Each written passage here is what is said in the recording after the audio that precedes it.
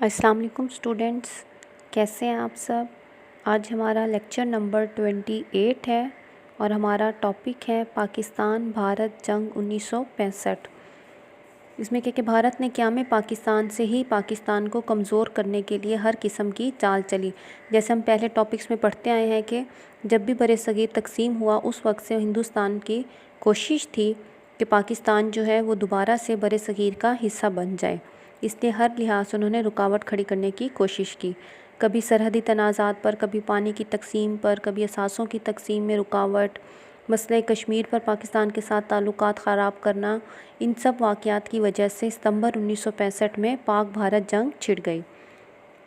رن of کچھ میں پاک بھارت سرحدی تنازعات 1965 کے موسم بہار سے شروع ہو چکے تھے اور کبھی کبھی دونوں طرف سے فائرنگ بھی ہوتی تھی۔ اس چیز سے کشمیر میں بھی حالات روز بروز خراب ہوتے جا رہے تھے۔ 1965 میں ہی ریاست جموں کشمیر میں بھارت نے صدارتی راج نافذ کر دیا، جس کا مطلب تھا کہ مقبوضہ جموں کشمیر مکمل طور پر بھارت کا حصہ بن چکا ہے، کہ پاکستان کشمیر کے مسئلے پر کوئی بھی بحث نہ کرے یا کوئی بھی لڑائی نہ کرے، وہ مکمل طور پر بھارت کا حصہ ہے۔ اس پر کشمیری عوام نے اس بھارتی تسلط کے خلاف مظاہرے شروع کیے، تسلط کے جو انہوں نے قبضہ کیا۔ ان تمام واقعات نے دونوں ممالک کے درمیان کشیدگی کو، جو اختلافات تھے اس کو بڑھا دیا۔ جنگ کے اہم واقعات ہیں کہ 1965 کی جنگ جو تھی کس وجہ سے ہوئی کہ 6 ستمبر صبح 3 بجے بھارت نے غیر اعلانیہ جنگ کا آغاز کیا اور بین الاقوامی سرحد عبور کرتے ہوئے مغربی پاکستان پر حملہ کر دیا۔ ان میں لاہور سیکٹر، رن آف کچھ، سیالکوٹ، چونڈا اور کشمیر وغیرہ کے محاذ شامل تھے۔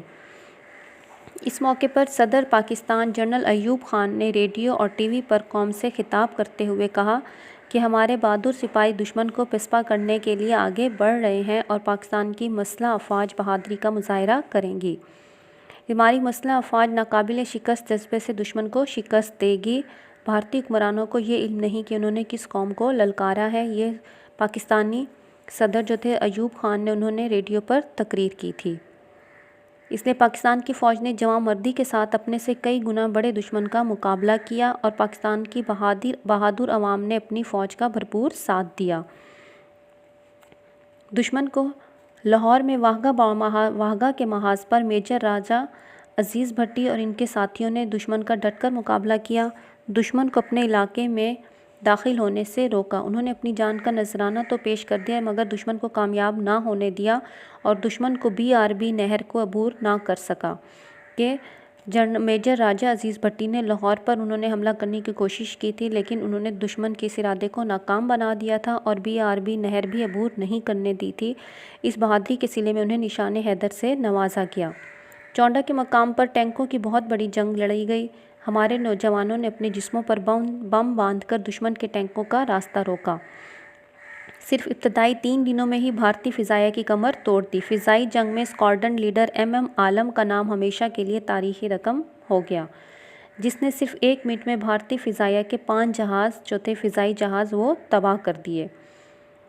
ہمارے فوجی جوانوں سے جنگی تاریخ کے یادگار کارنامے سر انجام دیتے ہوئے جام شہادت نوش کیا، جبکہ عوام کا جذبہ بھی دیکھنے کے قابل تھا۔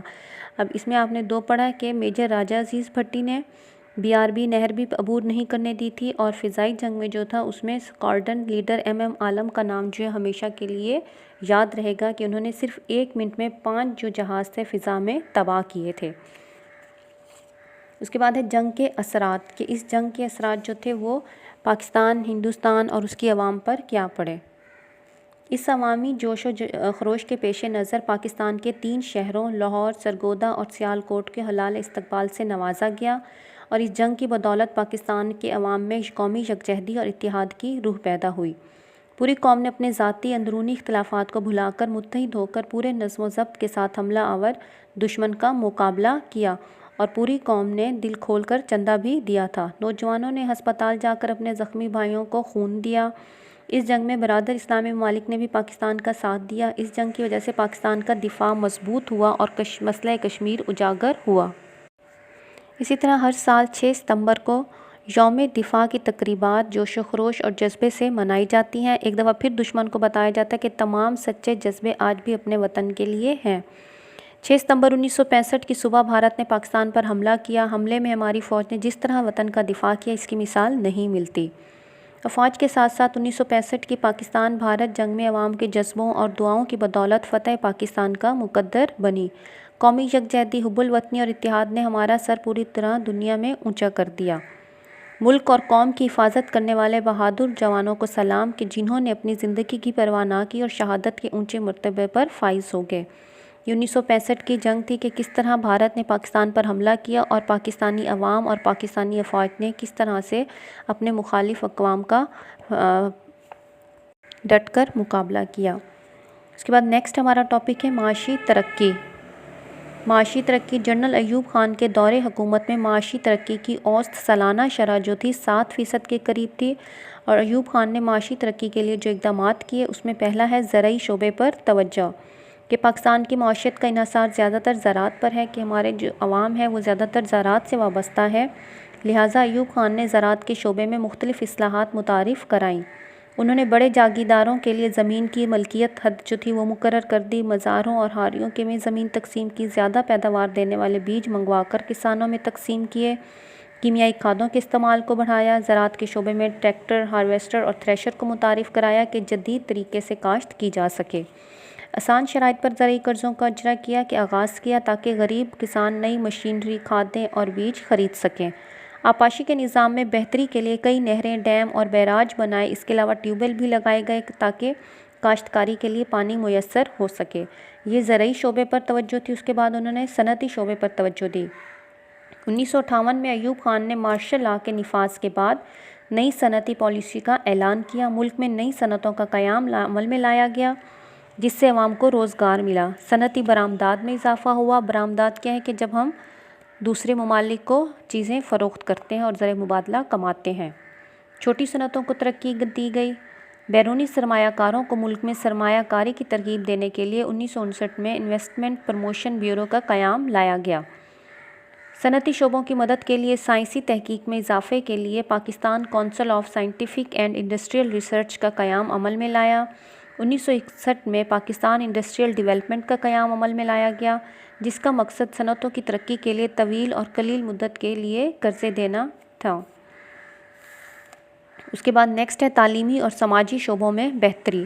جنرل ایوب خان کے دور حکومت میں تعلیمی اور سماجی شعبوں میں بھی اصلاحات لائی گئیں، اسکولوں کے لیے نیا نصاب بنایا گیا، نئی درسی کتب کی چھپائی عمل میں لائی گئی، مختلف صوبوں میں ٹیکسٹ بک بورڈ کا قیام عمل میں لایا گیا، نئے اسکول، نئے کالجز، یونیورسٹیز کا قیام عمل میں لایا گیا۔ سماجی شعبے کی ترقی کے لیے آبادی میں اضافے کو کنٹرول کے لیے فیملی پلاننگ کا پروگرام متعارف کروایا گیا۔ جنرل ایوب خان کے دور حکومت میں ملکی ترقی میں اضافہ ہوا اور آج بھی معاشی ترقی کے لحاظ سے ایوب خان کا دور مثالی دور سمجھا جاتا ہے۔ یہ آپ کا لیکچر نمبر 28 ہے کہ ہم نے اس میں پاک بھارت جنگ، 1965، معاشی ترقی کے ایوب خان نے کن اصلاحات پر توجہ دی تھی، زرعی شعبے پر، صنعتی شعبے پر، تعلیمی اور سماجی شعبے میں بہتری کے لیے کیا اقدامات کیے، اسے آپ نے اچھی طرح یاد کرنا ہے۔ امید ہے کہ آپ کو جتنے بھی لیکچر ڈیلی کے مل رہے ہیں آپ اسے ساتھ ساتھ یاد کر رہے ہیں، آپ سے کسی بھی وقت ٹیسٹ بھی لیا جا سکتا ہے۔ اپنا خیال رکھیے گا۔ اللہ حافظ۔